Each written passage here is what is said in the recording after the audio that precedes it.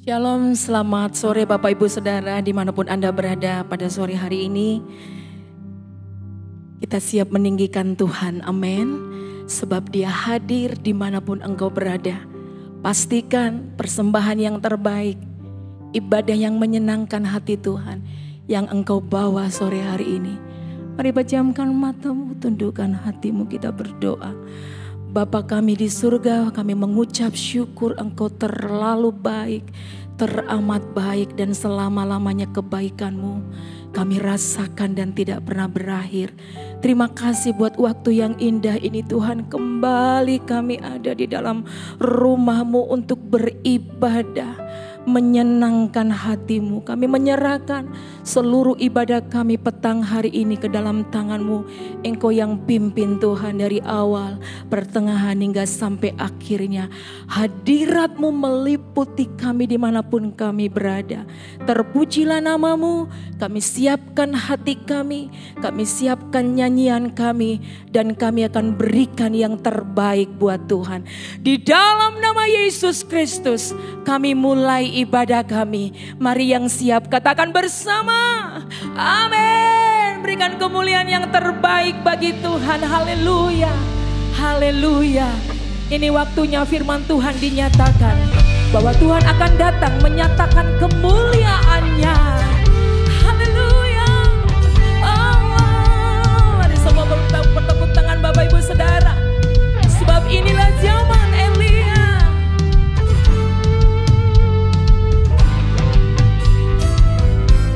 Haleluya.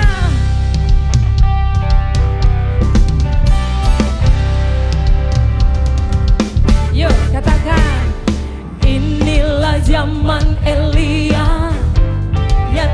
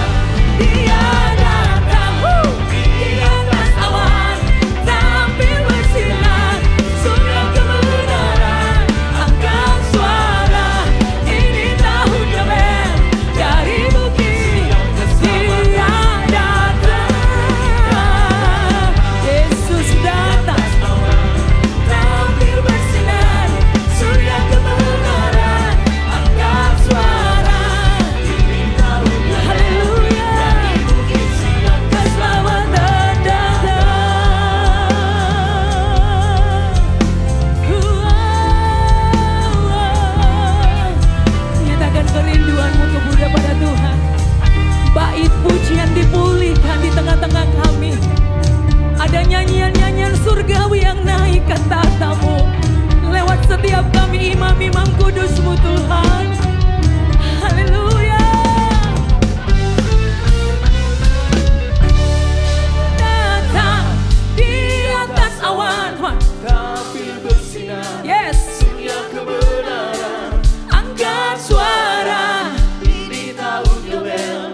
dari Bukit Sion. Haleluya. Dia datang di atas awan, tampil bersinar. Surya kebenaran, angkat suara. Ini tahun Yobel dari Bukit Sion keselamatan. Dia datang di atas awan. Mari lambaikan tanganmu, nantikan Dia. Haleluya. Ini tahun Yobel dari Bukit Sion keselamatan. Dari Bukit Sion keselamatan datang. Dari Bukit Sion keselamatan datang. Haleluya. Berapa banyak yang merindukan pertemuan dengan Tuhan di awan-awan yang permai. Berikan kemuliaan sekali lagi bagi Tuhan. Kita berdiri bersama-sama sebab ada pertemuan di udara. Terima kasih Tuhan. Ada pertemuan di udara, pertemuan yang manis. Saya rindu bertemu di sana. Yes, nyatakan kerinduanmu umat Tuhan. Yang terdengar yang belum pernah didengar adalah kegirangan dan anak Allah yang pimpin kita. Ada pertemuan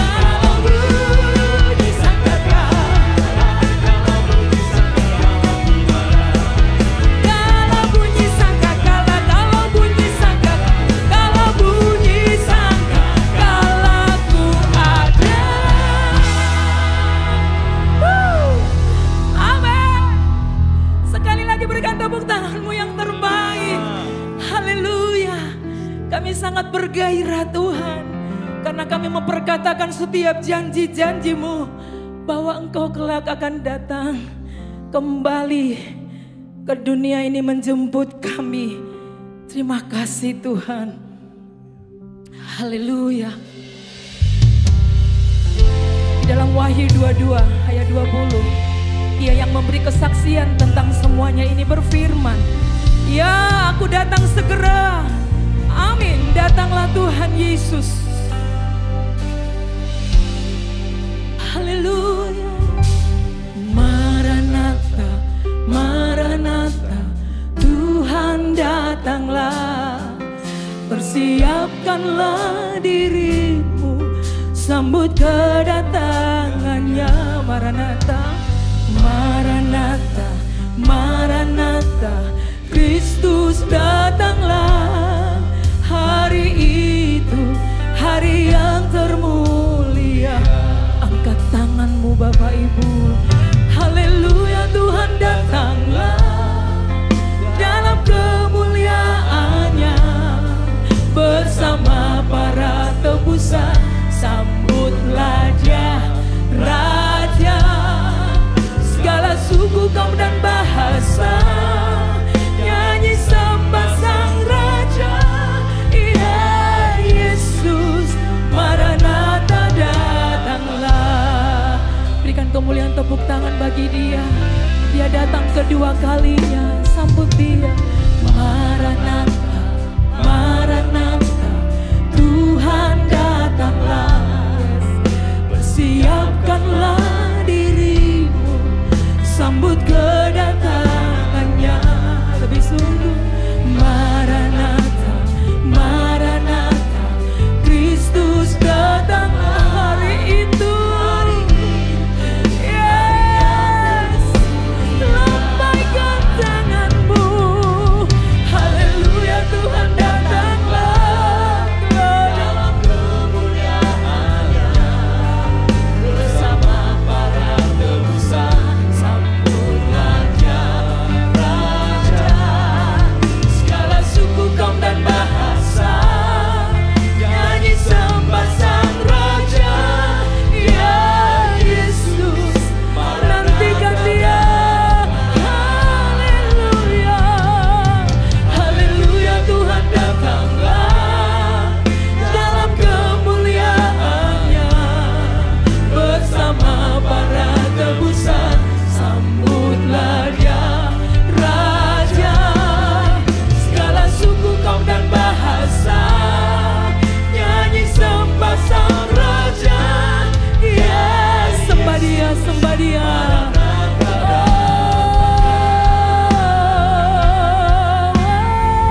Ya Tuhan, kami rindu. Ya Rabba Syakara Rarawo. Haleluya, haleluya. Terima kasih Tuhan.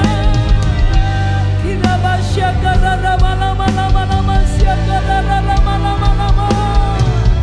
Haleluya, Tuhan datanglah dalam kemuliaan.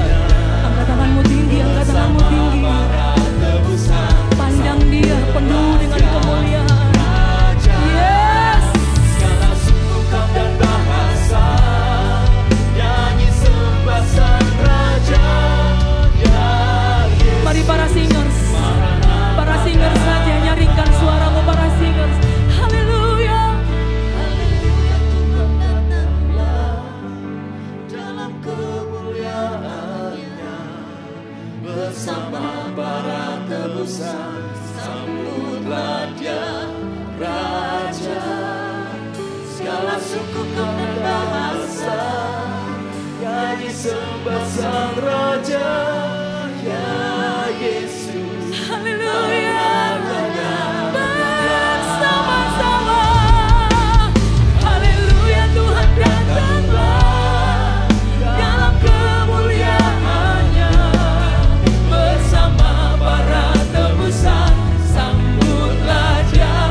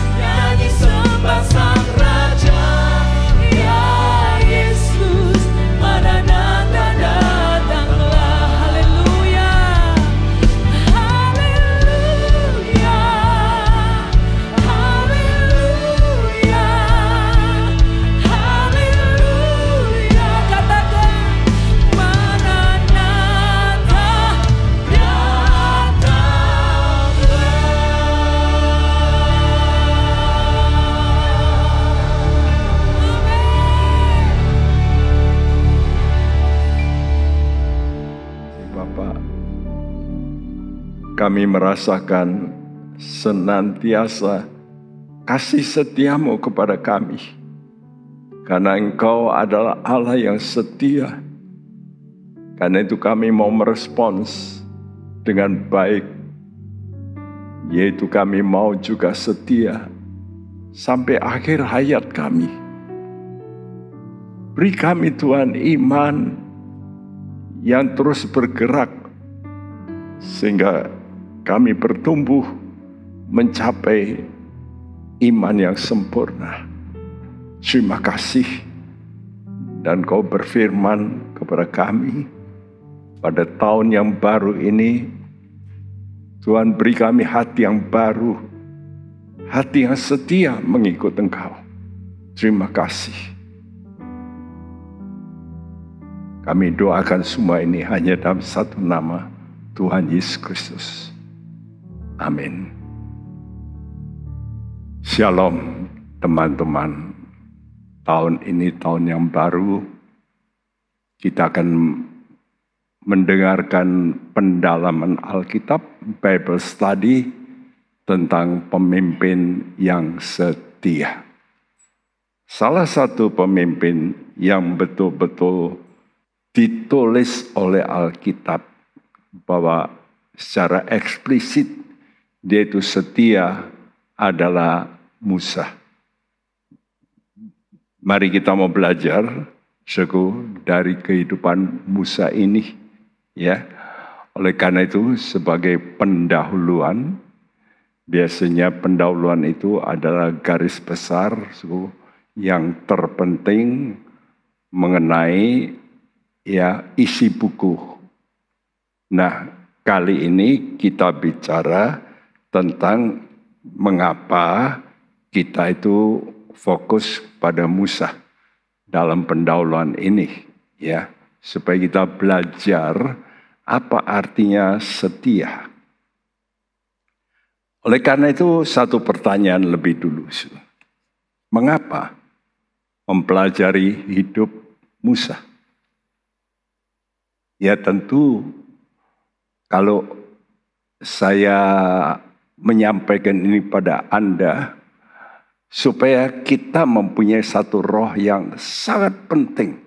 Dan ini yang dituntut oleh Tuhan. Dan ini yang merupakan kriteria, saudaraku.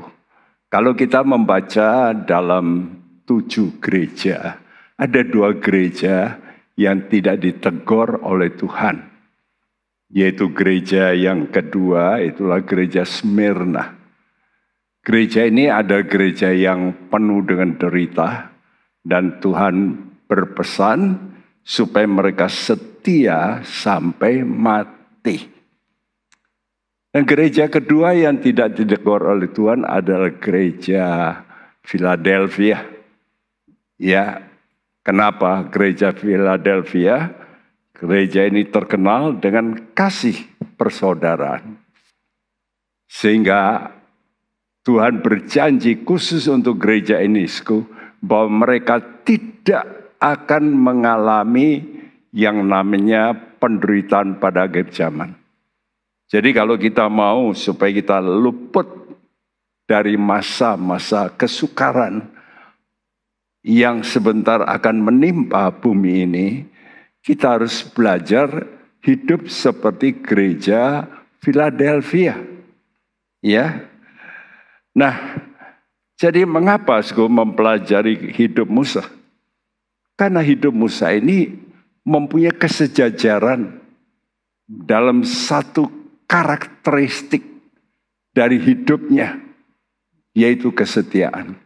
Jadi dia sejajar dengan Yesus yang setia sampai mati. Dalam surat Ibrani pasal 3 ayat 1 dan 2 berbunyi demikian. Sebab itu, hai saudara-saudara yang kudus, yang mendapat bagian dalam panggilan sorgawi, pandanglah kepada Rasul dan Imam besar yang kita akui, yaitu Yesus yang setia kepada Dia, yang telah menetapkannya, sebagaimana Musa pun setia dalam segenap rumahnya. Iya, jadi kita diminta dalam surat Ibrani ini, untuk memandang kepada Yesus. Yesus ditekankan dengan jelas, dia adalah rasul, ada utusan Allah, ya, namun juga imam besar yang diakui, ya, saudaraku, dan Allah menetapkan dia sebagai rasul dan imam besar. Dan kita melihat bagaimana Yesus itu setia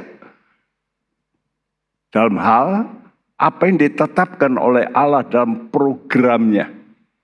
Nah, kita ini harus juga belajar untuk memenuhi apa yang sudah direncanakan Allah supaya kita itu bisa setia. Dan dituliskan di sini koma, sebagaimana Musa pun setia dalam segenap rumahnya. Jadi ada satu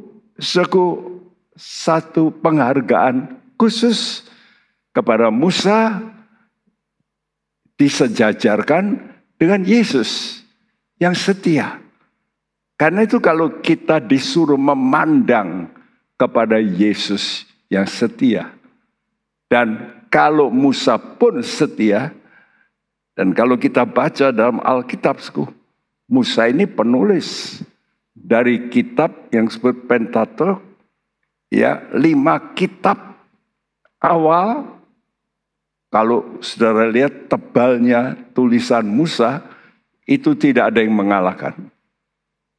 Dia paling tebal menulis dalam 5 kitab itu. Ya. Nah, jadi kita juga mau belajar kata memandang ini adalah kata noeo yang dalam bahasa Inggris katakan observe fully.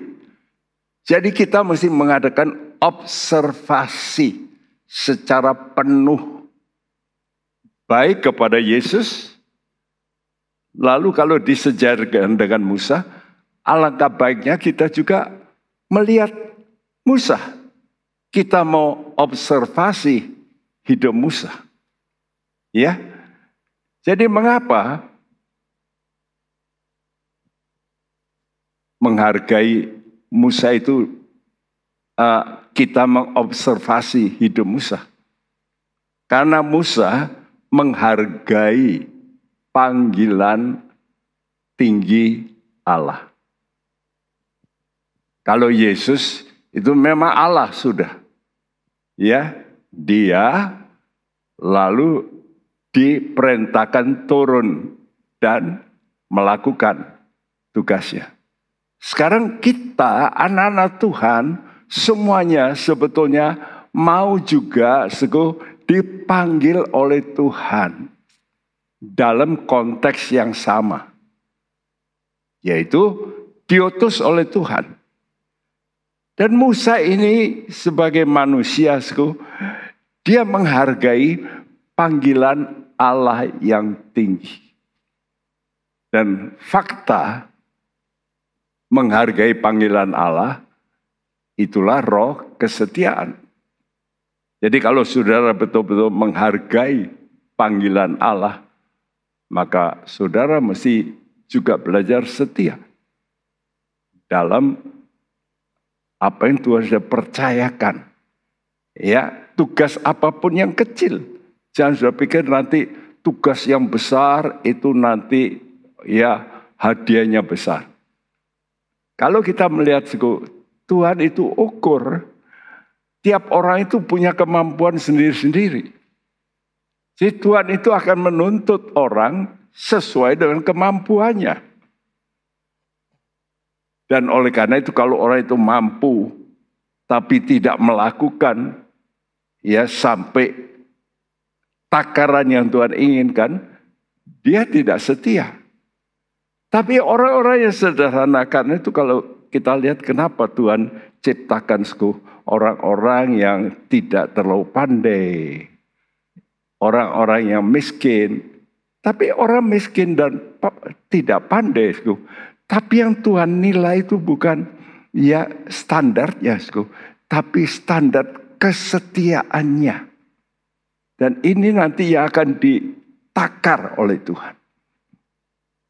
Karena itu mari kita membaca apa yang dikatakan dalam Wahyu 17 ayat yang ke-14.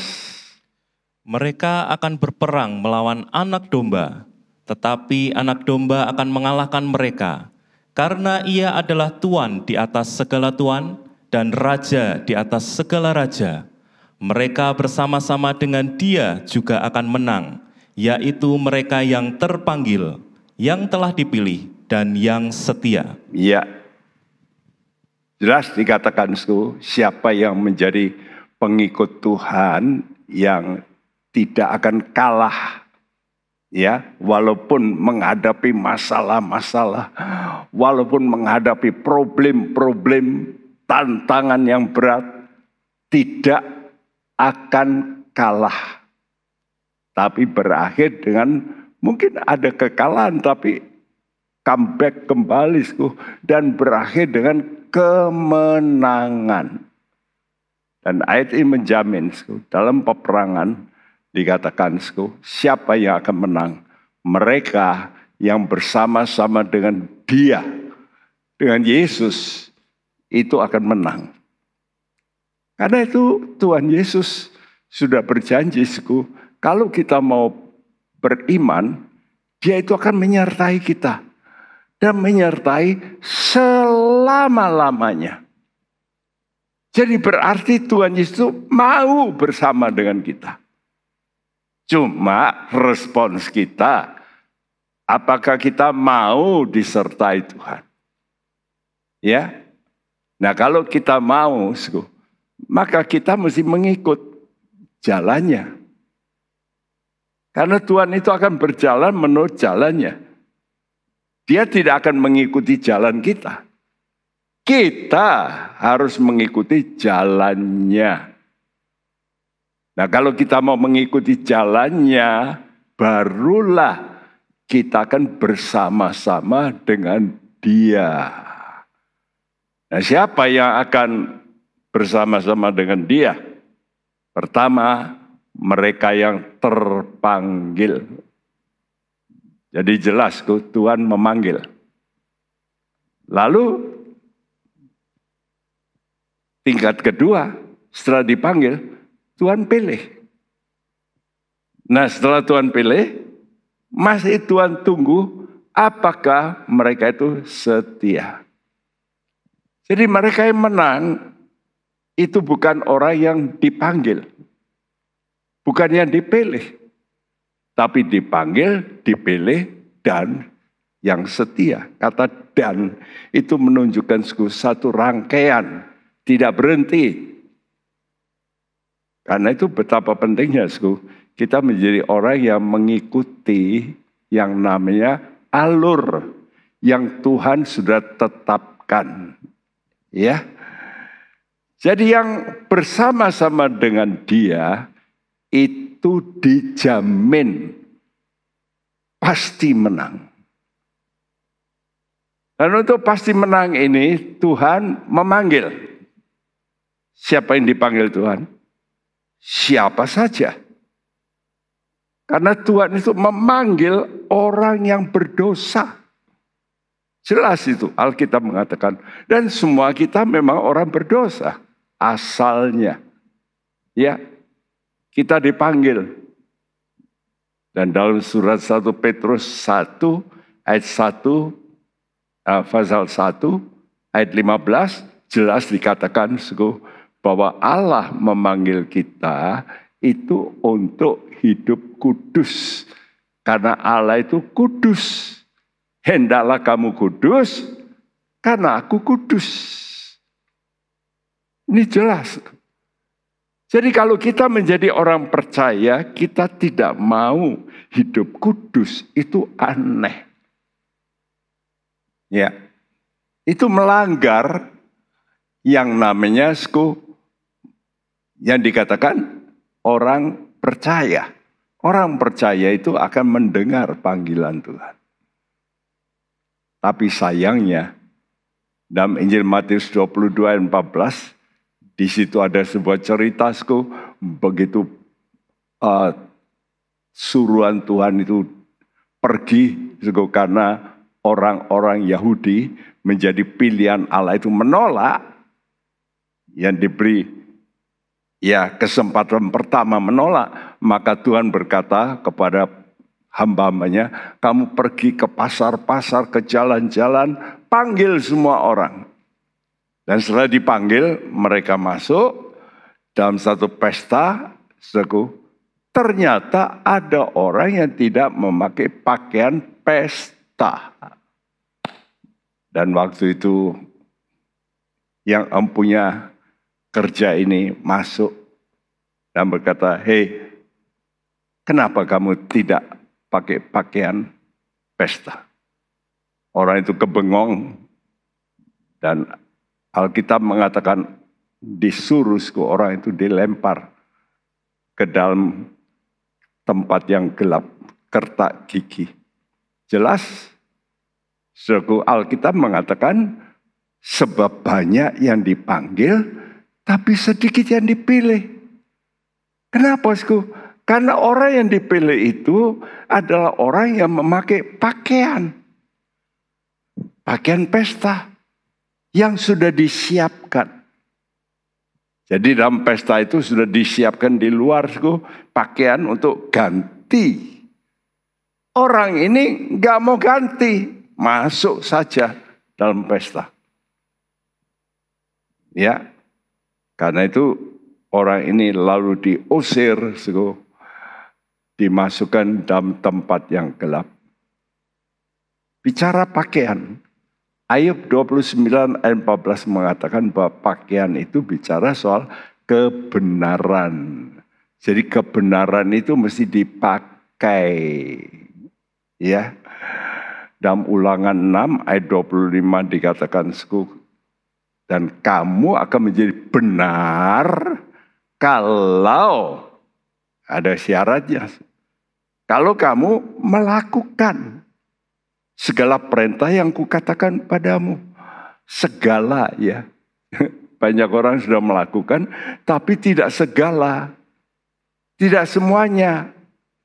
Jadi yang enak dia lakukan, yang tidak cocok dengan hatinya dia nggak lakukan.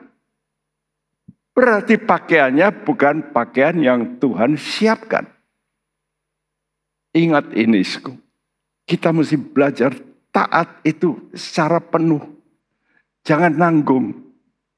Kalau mau ikut Tuhan, ya sudah. Kita mesti nyerahkan sepenuhnya pada Tuhan. Jangan kita berdebat, memakai pikiran kita, perasaan kita. Ya, saya belum bisa, saya nggak mau. Tapi kita mesti memakai pakaian kebenaran. Dan dalam Wahyu 19 dikatakan bahwa nanti ada pesta, ya, pengantin anak domba itu dikaruniakan.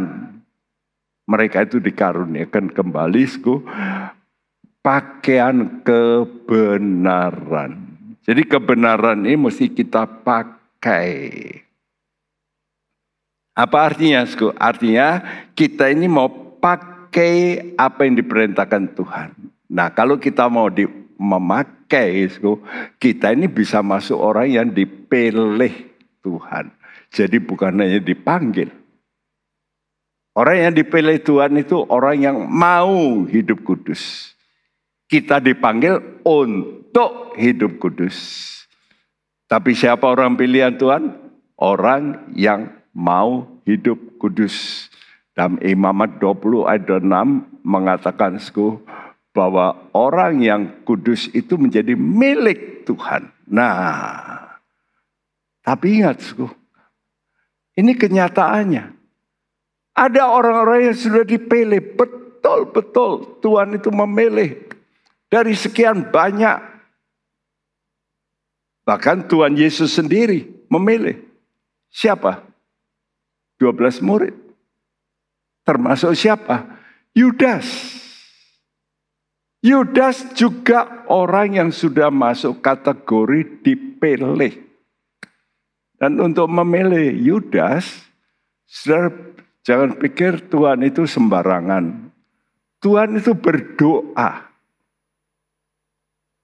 Dan dia pasti memakai hikmat Allah, memilih. Loh, apa pilihannya salah? Bukan. Ingat, ada bagian yang harus dikerjakan oleh orang. Ada bagian yang dikerjakan oleh Allah. Bagian orang yang dia bisa lakukan. Bagian Allah yang manusia tidak bisa lakukan. Nah, contohnya Raja Saul. Jelas ini orang pilihan Tuhan. Bahkan sudah dipenuhi Roh Kudus. Itu jelas-jelas. Jadi Raja Saul, Rasul Yudas sudah masuk kategori orang yang terpilih. Tapi sayang, mereka lalu keluar dari jalur. Tidak mengikuti apa yang Tuhan katakan. Kalau Saul, yaitu mempunyai hati iri. Jadi ingat, iblis itu mau menipu kita, menarik keluar orang-orang yang sudah dipilih oleh Tuhan. Dia tipu, dia bohongi. Dan kalau dia mau, maka tertipulah. Dan mereka termasuk orang yang tidak setia. Jadi orang yang mau setia ini harus tetap hidup kudus. Ya. Jadi dipanggil untuk hidup kudus. Dipilih mereka yang mau hidup kudus, mempraktekkan hidup kudus. Kalau setia, mereka yang tetap hidup kudus. Ini harus dimengerti. Nah, kenapa kita mempelajari hidup Musa? Karena dengan mengenali Musa, kita itu mengenal Allah. Jadi saya tuliskan mengenal Allah dengan mengenali Musa. Kenapa? Sebab banyak persamaannya. Seperti Yesus berkata, siapa yang mengenali aku, dia akan mengenal Bapa. Karena aku dan Bapa itu satu. Coba kita baca Yohanes 14 ayat 7. Sekiranya kamu mengenal aku, pasti kamu juga mengenal Bapakku. Sekarang ini kamu mengenal Dia dan kamu telah melihat Dia. Iya, sekiranya. Kata sekiranya itu satu keinginan Allah. Sekiranya kamu ini mengenal aku, pasti kamu mengenal siapa itu Allah. Allah Bapa. Nah sekarang ini kamu mengenal Dia dan kamu telah melihat Dia. Ini kata-kata Tuhan kepada murid-muridnya. Ya. Jadi waktu itu Yudas ada.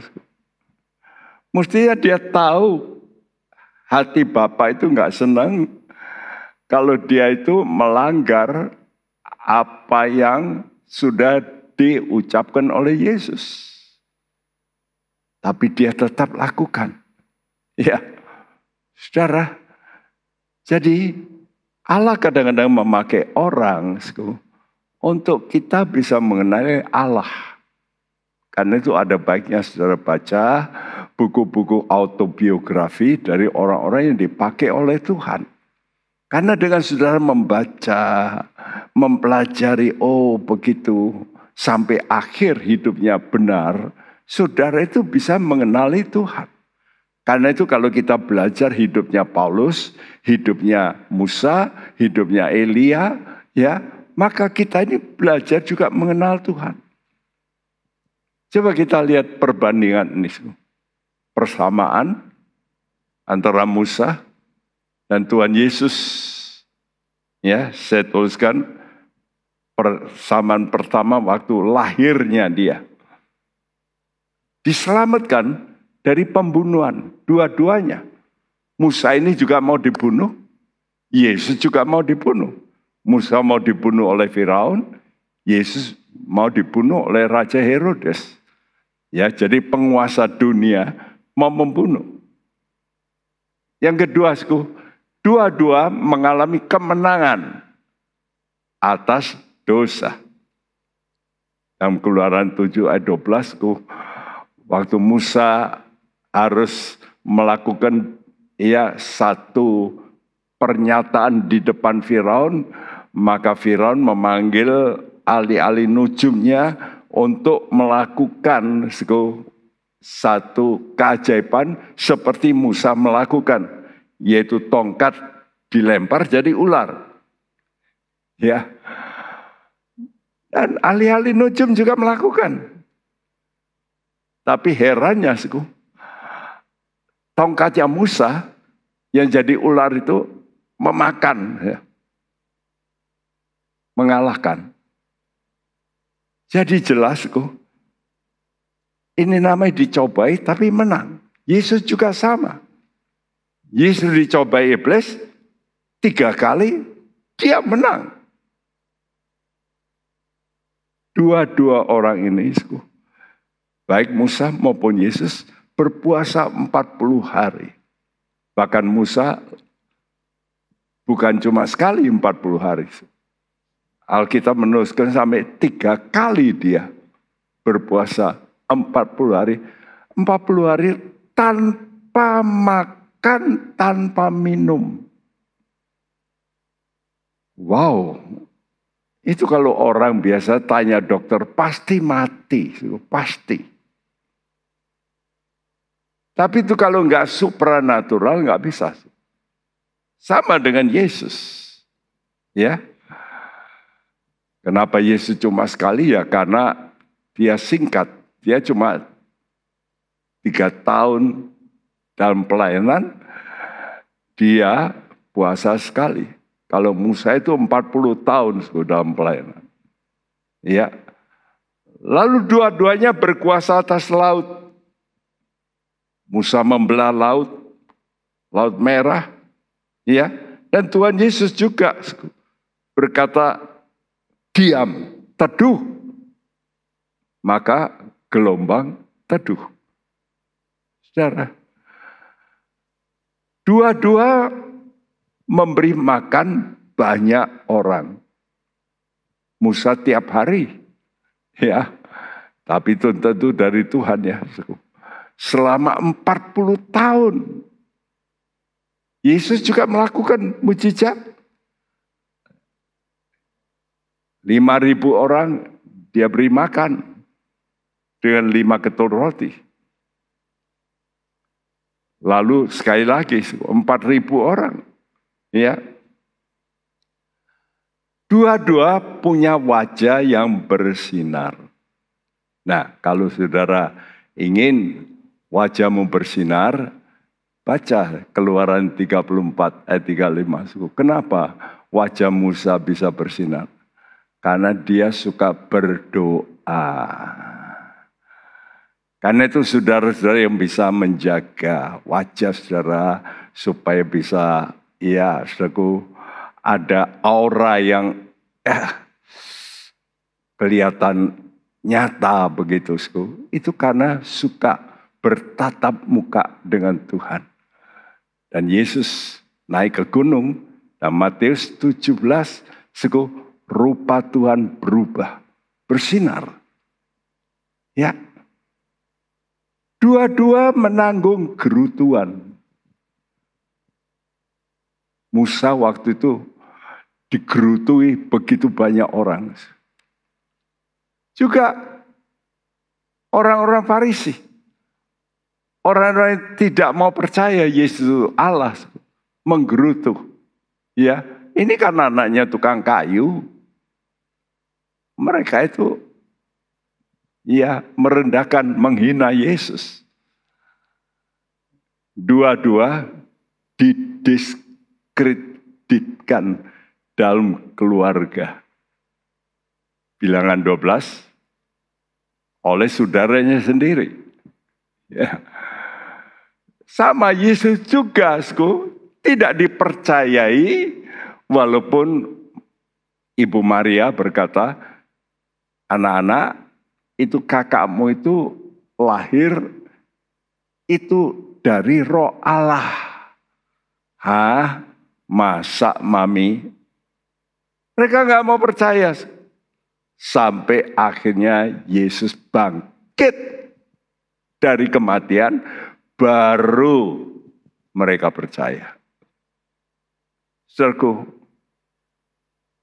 Bilangan 12 ayat 1, Musa didiskreditkan oleh taciknya, Miriam.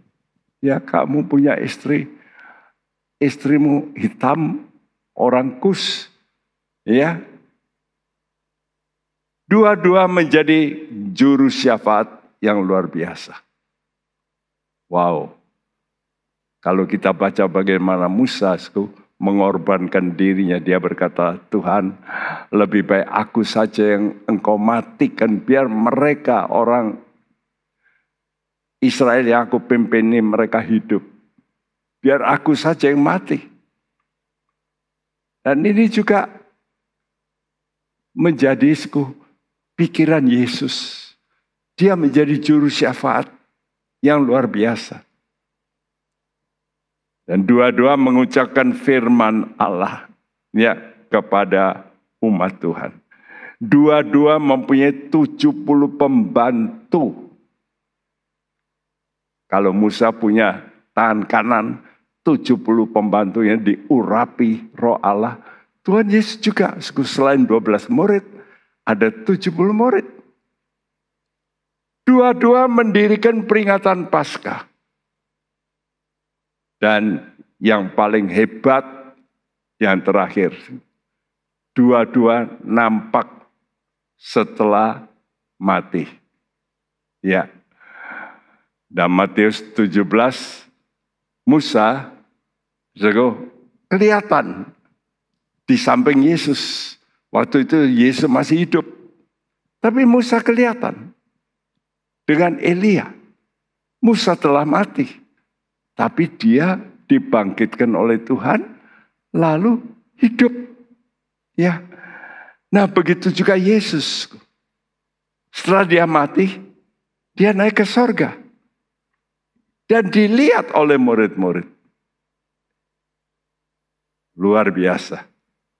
Ini yang harus menjadi tujuan terakhir. Bangkit dari antara orang mati. Karena itu pengikut Yesus yang betul-betul setia nanti akan mengalami satu hal yang paling mulia, bangkit dari antara orang mati. Nah, jadi bila Musa dengan ketaatannya dapat memiliki hidup yang serupa dengan Kristus, maka kesimpulannya kita juga bisa. Kalau kita mau. Kuncinya di mana? Inilah nanti akan kita bicarakan. Kuncinya itu yaitu orang yang mau menuruti pimpinan Roh Kudus. Karena 2 Korintus 3 ayat 18 mengatakan bahwa roh itu akan membuat kita menjadi serupa ya dengan gambaran anaknya dari kemuliaan kepada kemuliaan ya. Jadi jangan saya pikir nanti hanya Musa yang mulia. Tiap orang yang mau dipimpin oleh Roh Kudus, yang mau menuruti Roh Kudus, haleluya. Kita akan melihat sekarang. Kenapa orang itu bisa setia? Kalau dia dekat dengan Tuhan, dia akan merasakan suatu kebahagiaan secara khusus. Dan untuk dekat dengan Tuhan, maka kita itu mesti melayani Tuhan. Contohnya, pembantu rumah tangga itu dekat dengan majikan. Tiap hari. Tukang cukur, tukang pijat, ya itu sewaktu-waktu. Tapi kalau pembantu, wah tiap hari. Ya, karena itu ada satu suku yang dipilih oleh Tuhan, yaitu suku Lewi. Nah Musa ini suku Lewi. Nah suku Lewi ini terdiri dari 3 kelompok, yaitu imam besar yang di tengah, high priest, lalu priest, imam, lalu orang-orang Lewi. Jadi kalau kita baca di Alkitab, imam besar itu mesti dari suku Lewi. Imam itu juga dari suku Lewi. Dan orang-orang Lewi itu juga suku Lewi. Jadi suku Lewi ini memang dipilih oleh Tuhan. Nama Lewi diberikan Lea kepada anaknya yang ketiga dengan Yakob. Ya, mari kita baca Kejadian 29 ayat 34. Mengandung pulalah ia, lalu melahirkan seorang anak laki-laki. Maka ia berkata, sekali ini suamiku akan lebih erat kepadaku, karena aku telah melahirkan 3 anak laki-laki baginya. Itulah sebabnya ia menamai anak itu Lewi. Ya, Yakob mempunyai istri. Sebetulnya dia cinta pada Rachel, tapi oleh mertuanya ditipu, maka dia harus menikahi lebih dulu tacinya, Lea. Ya, dan waktu itu Lea tidak begitu dicintai seperti Yakob mencintai Rachel. Karena itu ada satu pergumulan. Bagaimana bisa menarik hati Yakob. Zaman dulu, orang kalau tidak punya anak, itu satu aib. Ya. Dan waktu itu yang mengherankan, justru orang yang dicintai Yakob itu mandul. Tapi oleh karena doa-doa baru dia punya anak. Hanya 2. Yaitu Yusuf dan Benyamin. Tapi Lea tidak. Lea ini punya 6 anak. Dan waktu ada satu kompetisi begitu, maka Lea ini waktu melahirkan anak ketiga, dia berkata, sekali ini suamiku akan lebih erat. Nah kata lebih erat ini lava, ya. Karena aku melahirkan 3 anak laki-laki. Itulah sebabnya nama anak laki ketiga ini secara mempunyai arti profetis. Disebut Lewi. Ya. Dan nama Lewi ini mengandung makna profetis, yaitu kerinduan untuk lebih erat dalam persekutuan. Jadi kalau saudara mau ingin menjadi anak Tuhan yang lebih erat dengan Tuhan, mau tidak mau, saudara belajar bukan hanya menjadi jemaat anggota, tapi menjadi pelayan Tuhan. Saya himbau kepada semua anak Tuhan yang berkata, Tuhan, aku ingin rindu supaya ngalami lebih erat. Kalau lebih erat pasti mengalami lebih banyak anugerah. Nah suku Lewi menjadi istimewa karena mereka mau dikhususkan menjadi mediator. Mediator itu penghubung antara bangsa Israel dengan Allah. Ya. sebenarnya rencana awal Allah yang awal itu menjadikan bangsa Israel itu mediator bagi bangsa-bangsa lain. Supaya melalui bangsa pilihan ini, bangsa-bangsa lain bisa bertobat, percaya kepada Yesus. Contohnya waktu dipimpin oleh Yosua, ada satu bangsa yang mau gabung sama Israel. Siapa itu? Sebetulnya bangsa itu mestinya dipunahkan. Itulah orang-orang Gibeon. Ya, yang pura-pura datang kepada Yosua dengan pakaian buruk. Dia berkata, kami ini dari negeri jauh padahal dekat. Ya. Karena mereka tahu kalau kami tidak gabung, kami akan mati. Nah, coba kita baca Keluaran 19 ayat 5 dan 6.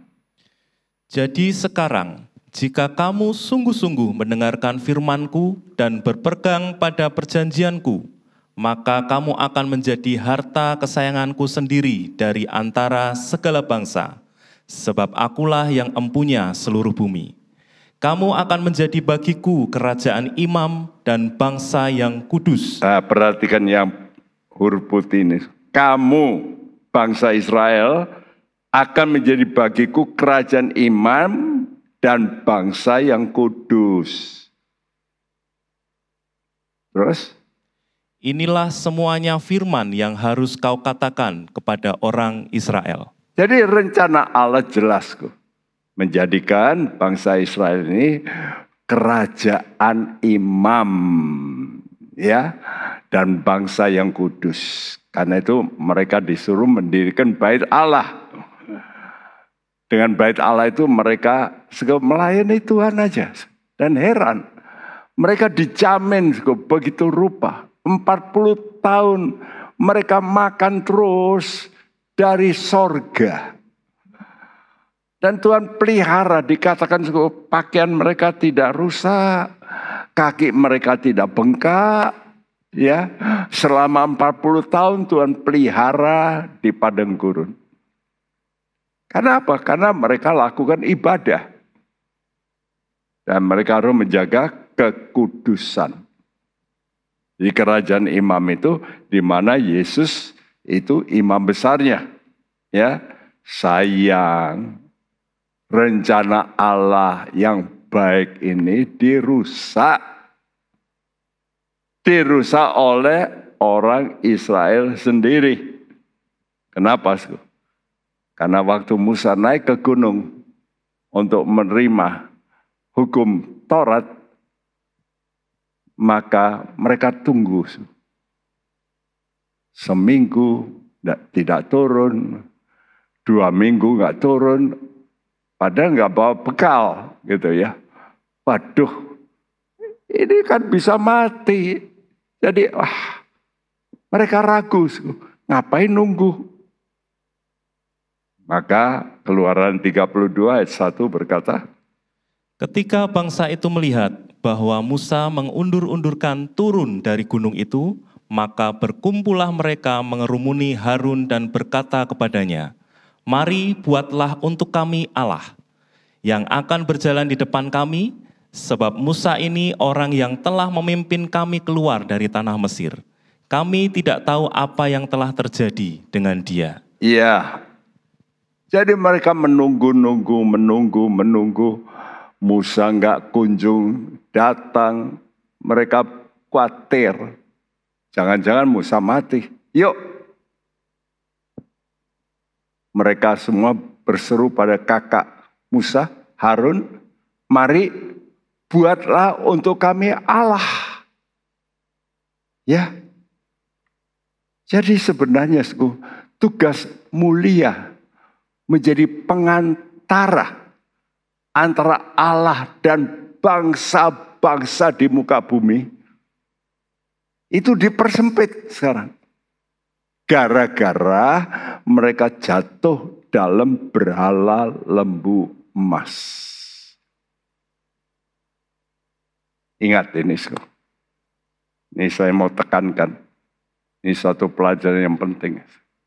Ini peringatan bagi kita hamba-hamba Tuhan. Bahwa posisi rohani kita ini dapat dipersempit oleh Tuhan. Tuhan sebetulnya mau membuat rencana yang besar untuk Anda. Tapi oleh karena engkau punya berhala, dan biasanya berhala sekarang ini lawannya Tuhan yang paling menonjol, itulah duit, mamon. Bukan lagi berhala-berhala patung-patung. Jelas kata Tuhan tidak dapat seorang bertuankan dua tuan. Nggak bisa. Ya, mereka nggak bisa. Hanya satu Tuhan saja. Nah, jadi akibatnya Allah ini memilih satu suku yang mau secara radikal berpihak pada Allah dalam hal kekudusan. Jadi yang Tuhan tekankan sekarang kekudusan. Ya. Dan suku yang merespon tantangan Musa waktu itu. Waktu itu Musa marah. Waktu dia melihat mereka menari-nari menyembah kepada berhala. Musa turun lalu dia banting itu loh batu yang sudah diterima dari Tuhan. Pecah. Ya. Dan Musa berkata, siapa yang berpihak pada Tuhan? Ayo kumpul dengan saya. Herannya, tidak banyak yang merespons. Cuma satu suku. Dan suku itu suku Lewi. Waktu suku ini merespons, Musa berkata, kamu bunuh penyembah-penyembah berhala itu. Wow. Nah, mereka bunuh. Sejak itulah suku Lewi ini dipilih oleh Tuhan. Jadi lihat, di sini kita belajar, kecemburuan Tuhan paling tinggi dari semua dosa, itu dosa berhala. Banyak orang pikir kalau dosa pembunuh, dosa berzina, itu paling sukar diampuni. Tidak. Yang paling Tuhan benci itu dosa berhala. Dan berhala sekarang adalah duit. Ini peringatan bagi kita semua anak-anak Tuhan, istimewa pelayan-pelayan Tuhan, hamba-hamba Tuhan, hati-hati dengan namanya duit. Ya, kalau saudara sudah ke situ, saudara itu sudah memberhalakan. Ya. Dan itu kebencian Tuhan yang paling top. Kita mesti sadar ini. Kita mesti mengerti. Nah, Musa itu adalah suku Lewi. Ya. Kenapa Musa ini lahir? Itu bayi itu, Musa itu. Orang tuanya Amram dan Yokebed.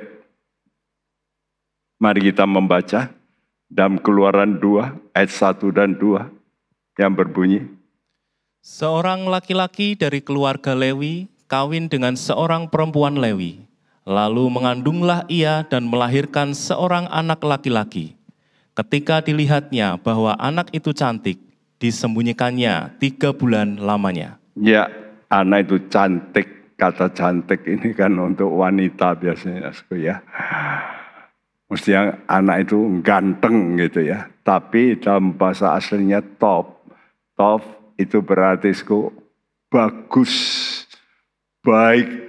Jadi mukanya itu bagus. Ya. Jadi Musa ini begitu lahir itu mukanya, auranya itu ada sesuatu. Ya. Dan Musa dilahirkan dari pria Lewi, wanita Lewi. Ini gambaran dari persekutuan antara orang-orang percaya, ya, yang mau hidup melekat pada Tuhan, itu juga bisa melahirkan namanya Musa rohani. Dan kata Musa, nama Musa berarti ditarik keluar dari air. Artinya, kalau kita bersekutu anak-anak Tuhan, itu kita bisa menjadi daya tarik untuk orang-orang yang tidak percaya kepada Tuhan, orang-orang yang berada dalam lautan manusia yang tidak mengenal Tuhan, karena kata air banyak itu adalah rakyat, manusia, bangsa-bangsa menurut Wahyu 17 ayat 15. Jadi kalau kita anak-anak Tuhan, sungguh-sungguh bisa hidup betul-betul melekat pada Tuhan, menjadi daya tarik yang luar biasa. Orang dunia melihat, aduh, kok sangat baik ya anak-anak Tuhan itu. Kalau bertengkar, beres, pulih kembali, ya. Sayangnya sekarang ini banyak orang-orang Kristen juga bercerai sehingga tidak menjadi kesaksian yang baik. Orang dunia berkata, podo wae, sami mawon. Wah, mestinya beda. Kalau kita berbeda, itu menarik. Nama Lewi, ya, berarti dilekatkan, attach. Jadi ditempelkan. Itu Lewi. Jadi kerinduan anak-anak Tuhan seperti Lea yang merindukan suaminya lebih erat. Ya. Kata lebih erat dari kata aslinya lava berarti membelit, memilin. Seperti ya dua utas tali yang dipilin, ya. Kalau sudah dipilin lalu diikatkan. Kalau tali itu banyak diikatkan menjadi kuat. Jadi kalau kita merindu supaya kita ini dipilin dengan Tuhan sebagai suami kita. Karena Tuhan itu sering melambangkan dirinya sebagai suami. Ya, kita nanti akan melahirkan pribadi-pribadi, Lewi-Lewi, yang juga ingin melekat pada Tuhan. Wow. Dan ini bisa dicapai, kalau saudara itu menjadi pelayannya, Lewi. Karena itu saya tuliskan, motivasi yang benar dalam pelayanan itu adalah kerinduan. Untuk apa? Untuk Anda bisa lebih erat. Kenapa ya orang mau melayani Tuhan? Ada orang mau melayani Tuhan karena maksud tertentu. Itu pacarku di situ, ya saya juga maulah. Tapi bukan tujuannya lebih erat dengan Tuhan. Ada lagi yang lebih buruk.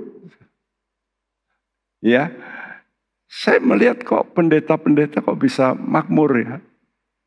Enak ya. Lalu ingin menjadi orang yang bisa memakai uang. Nah, macam-macam motivasi. Paulus berkata, hamba-hamba yang palsu. Ya, hamba-hamba yang bertuhankan perut. Wah, itu kata-kata yang tajam. palsu, hamba Tuhan perut. Dan Paulus berkata, aku menangis karena itu. Dan fakta ini bukan sesuatu yang tidak real. Real, sekarang kita melihat. Jadi ada orang-orang berbondong-bondong, saya mau jadi pelayan Tuhan. Tapi motivasinya salah. Apa motivasi yang benar? Motivasi yang benar harus seperti ini. Saya mau melayani Tuhan, apalagi kalau mau melayani Tuhan sepenuh menjadi pendeta.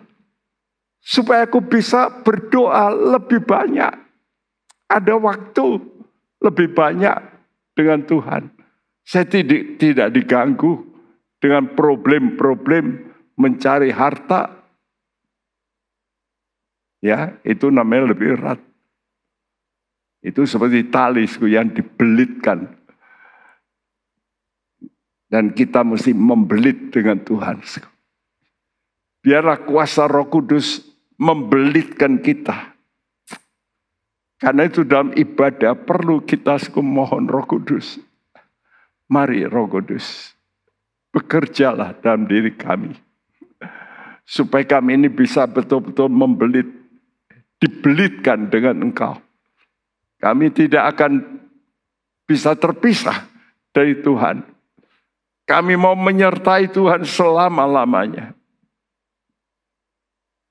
Waktu saya masih muda, saya ditolong oleh Bapak Willy almarhum, disediakan rumah. Ya, dulunya saya tinggal di tempat yang cuma 4x7 dengan 5 orang, saudaraku. Itu di belakang gereja, ya. Lalu dia sediakan rumah. Saya nggak tahu, satu hari pembantu berkata, Pak Bekti tadi yang punya rumah itu masuk, tapi lewat belakang, ya. Lalu dia baru cerita sama orang lain. Dia tidak cerita dengan saya. Saya mau lihat kerjaannya pendeta itu apa. Karena waktu itu ada kamar yang pakai model lama, pintu itu dibagi 2 begitu, bisa buka, jadi ada kamar terbuka. Iya, saat itu saya sedang berlutut berdoa. Dia ngintip, oh lagi doa. Terus dia pulang. Saudaraku, apa kerjaan kita? Apa tujuan hidup kita? Apakah kita mau seperti orang lain? Bisa kesana kemari, makan enak, jalan-jalan. Tidak, seharusnya hamba Tuhan yang benar memberikan banyak waktu untuk belajar Alkitab, berdoa. Itulah. Kalau kita mau melayani Tuhan, makin erat dengan Tuhan. Mari, karena Tuhan itu menjadi warisan kita. Mari kita mau berkata, Tuhan, aku mau tetap di sisi-Mu, Tuhan. Karena Engkau warisanku, lebih dari hidupku, Tuhan.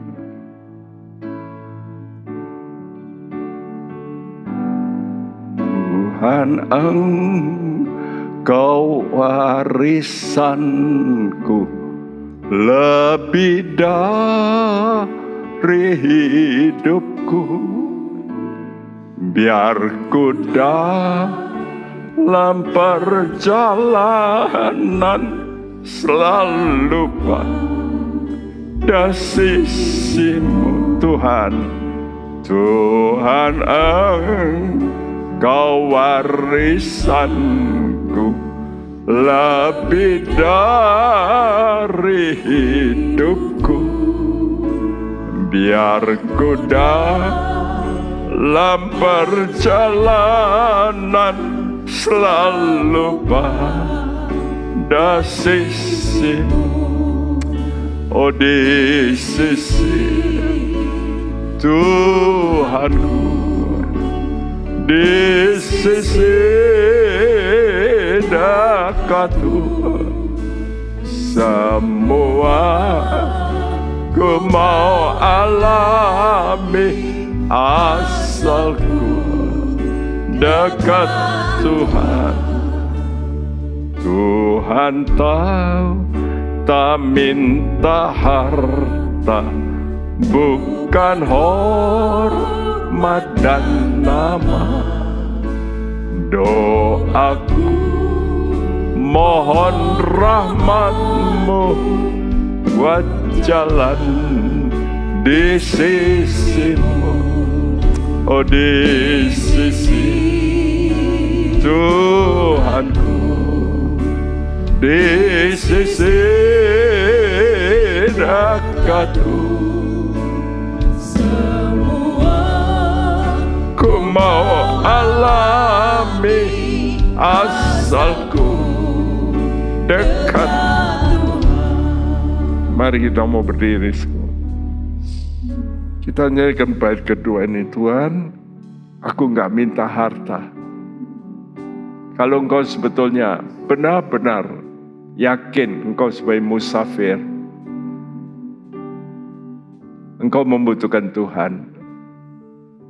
Engkau tidak mencari hormat nama di muka bumi, kekayaan, kehormatan manusia, semuanya akan lenyap, semua tidak berarti. Tapi ada satu yang tidak akan lenyap, itulah Yesus. Dia kekal. Tuhanku tak minta harta, bukan hormat dan nama. Doaku mohon rahmat-Mu buat jalan di sisi-Mu, di sisi Tuhanku, di sisi dekat-Mu, semua ku mau alami asalku dekat Tuhan.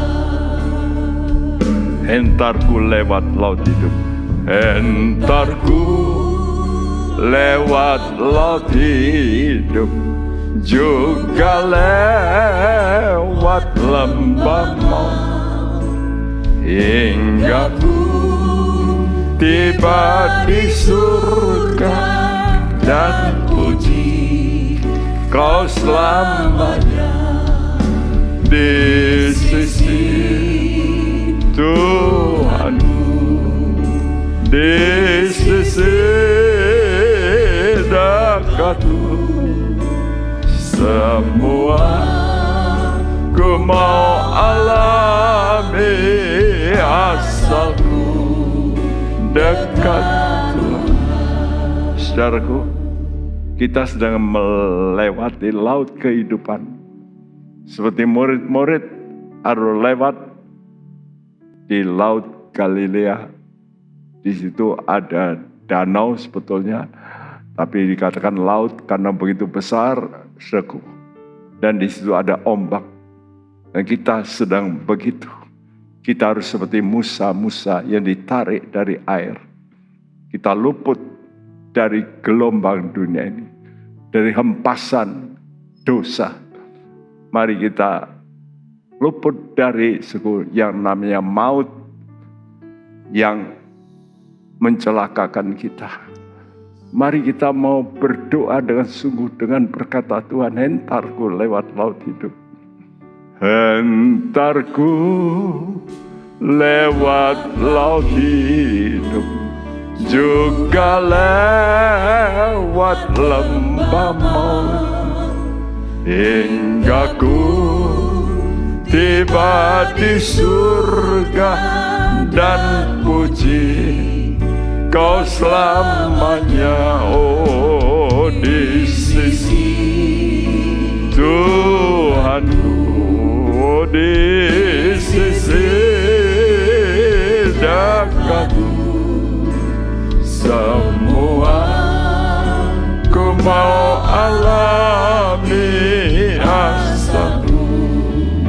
dekat Tuhan di sisi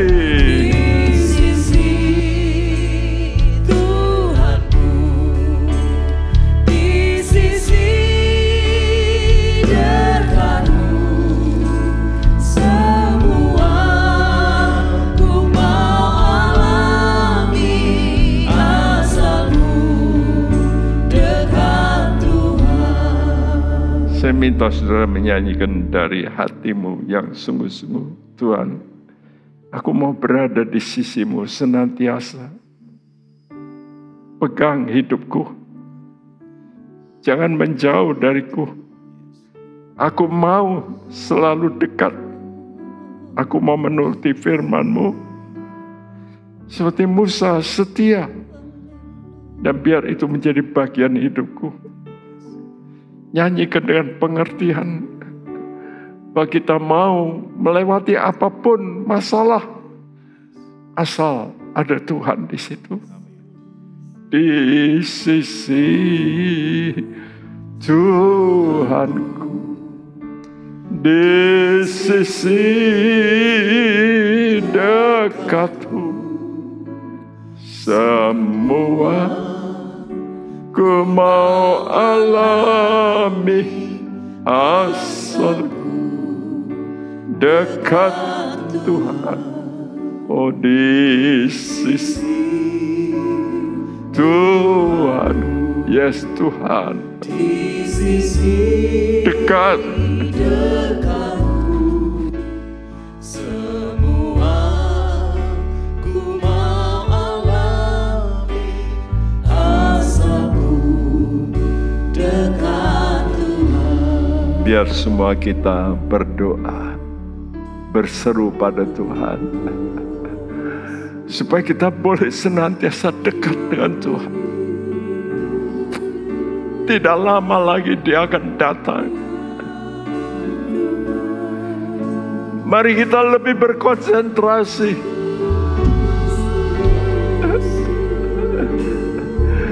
Jangan kita dibiaskan dengan sukacita dunia ini yang membuat kita lupa penghakiman sudah di depan pintu. Ya Yesus, celaikan umat-Mu,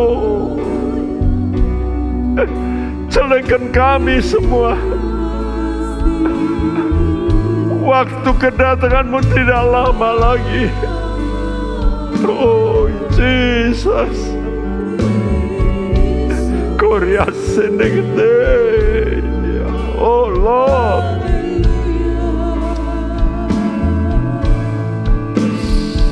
biar roh setia ada dalam hati kami. Haleluya, Jesus.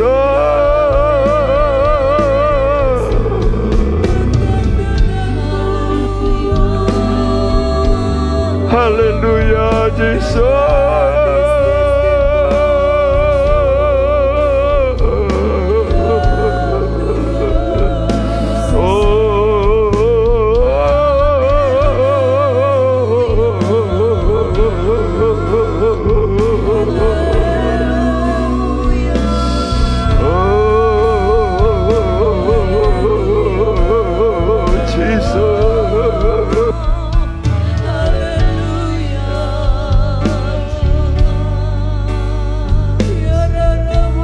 Haleluya, Yesus.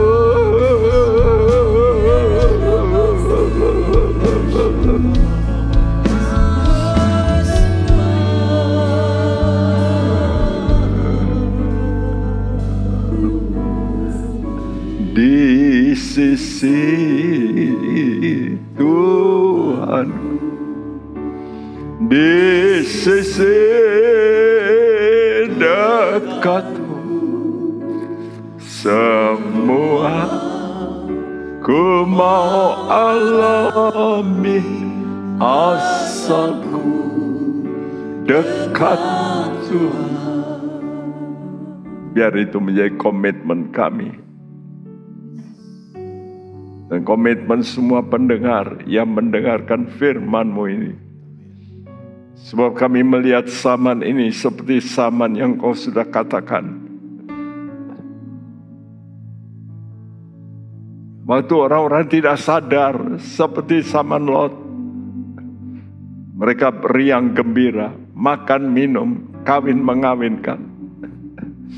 Oh Tuhan, lindungilah kami dari kesukaan dunia yang seringkali menipu kami untuk terus ke arah itu. Biar kami tahu waktu-Mu sudah tidak lama lagi.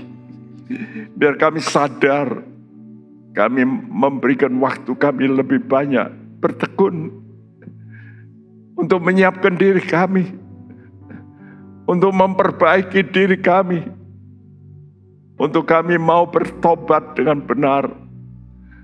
Kami mau belajar hidup dengan benar dan kudus di mata-Mu. Karena Engkau mencari bukan orang-orang yang sukses, tapi orang-orang yang kudus. Karena itu kami mohon anugerah-Mu, belas kasihan-Mu. Bekerjalah Tuhan dengan firman-Mu, supaya firman-Mu ini yang menguduskan seperti yang Kau katakan.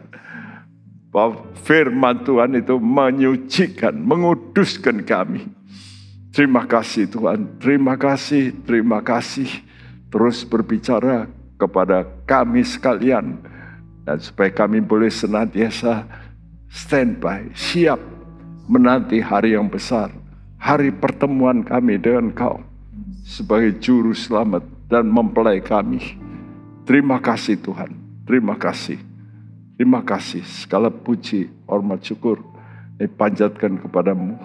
Dan sebelum kami Tuhan berpisah, kami mau menerima berkat-Mu, biar umat-Mu menadakan tangan. Dan sekarang sudah ku terimalah berkat, anugerah sejahtera, rahmat daripada Allah Bapa kita, kasih sayang dari putranya Tuhan Yesus, dan persekutuan Roh Kudus, mulai hari ini sampai Maranatha, Dia datang kembali. Dan siap kita yang percaya dan mengasihi Tuhan berkata bersama, amin. Tuhan memberkati Anda sekalian. Amin. Hi everyone, my name is Aurora Susanto from KGB Morning TVS Gajah Mada. I want to tell you why I love TVS. First, I can learn about Jesus, respect my parents, and obey my teachers. Second, I also can be creative, explore interesting topics, and have fun with my friends and teachers through TVS Learning Project. Third, when I started school, I was very shy, but now I love to go to school and meet my friends and teachers. TVS makes me brave and confident and fluent in English. I love TVS very much. Do you want to be like me? Come and join TVS. Bye-bye.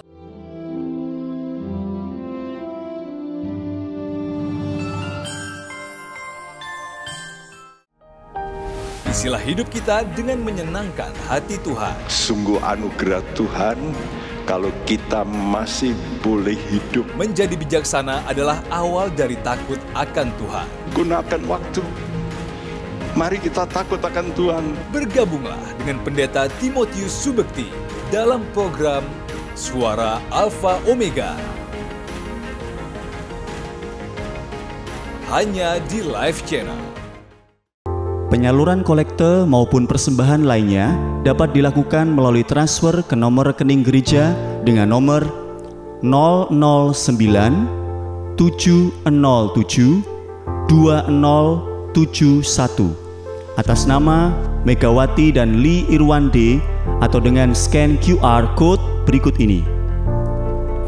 Bagi jemaat Tuhan yang rindu mendapatkan informasi seputar kegiatan gereja, renungan harian, dan lain-lain melalui WhatsApp gereja, Anda dapat mendaftar dengan cara ketik BC spasi on dan mengirimkan ke WA gereja dengan nomor 0815 7802 2000.